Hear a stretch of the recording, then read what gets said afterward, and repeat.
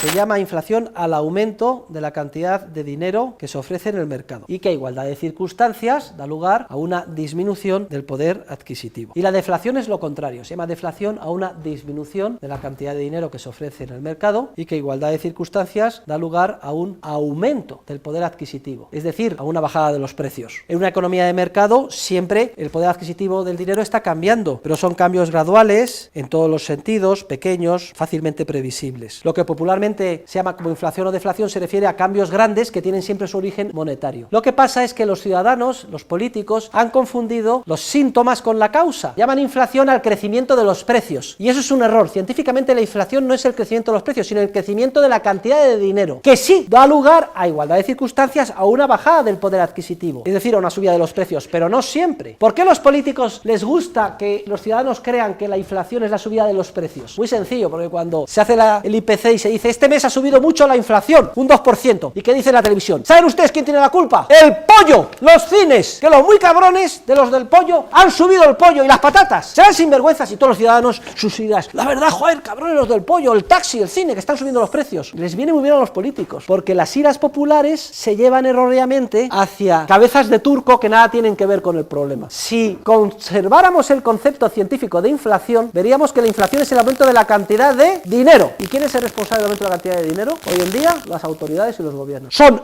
ellos los únicos responsables de la disminución del poder adquisitivo de la unidad monetaria. Lo que pasa es que ocultan esa responsabilidad a la ciudadanía, prostituyendo, corrompiendo el concepto de inflación, redefiniéndolo como un aumento de los precios y echando la culpa a unos supuestos agentes que nada tienen que ver con el proceso. Los que hacen el pollo, los que producen pollo, los que producen patatas. Digo que a igualdad de circunstancias un aumento de la cantidad de dinero hace subir los precios, pero a igualdad de circunstancias, porque un aumento de la cantidad de dinero no tiene por qué plasmarse en una subida de precios. Imagínense que simultáneamente a un aumento de la cantidad de dinero aumente también mucho la productividad real en bienes y servicios. Se compensa un efecto con el otro y los precios no suben. Y eso es lo que ha pasado precisamente en el ciclo que acaba de terminar, los últimos 15 años. Ha habido una inflación tremenda en términos de crecimiento de la oferta monetaria. Crecía cada año entre el 7 y el 10%. Y sin embargo los precios no subían. ¿Por qué? Porque como consecuencia de innovaciones empresariales, internet, etcétera, la productividad real ha crecido también un 7 y un 10 y los precios se han mantenido más o menos estables. Los ciudadanos muy contentos, pensando que se había encontrado el círculo virtuoso y sin embargo había un proceso de distorsión de la estructura productiva como el que acabamos de explicar con este juego de simulación tremendo. Y se han puesto las bases de la que ha sido la crisis financiera y la recesión económica más importante que se ha visto desde la Segunda Guerra Mundial. Por ejemplo, la famosa crisis del petróleo de los años 70 del siglo pasado. ¿La culpa la tuvo el petróleo que subió de precio? No. Miren, si hubiera sido una crisis del petróleo de verdad, sin inflación, de aumento de la cantidad de dinero, solamente habríamos podido comprar el mismo petróleo a precios más altos, apretándonos el cinturón y comprando menos de otros bienes. Habríamos experimentado una subida muy grande del precio del petróleo y una bajada del precio de los otros bienes a los que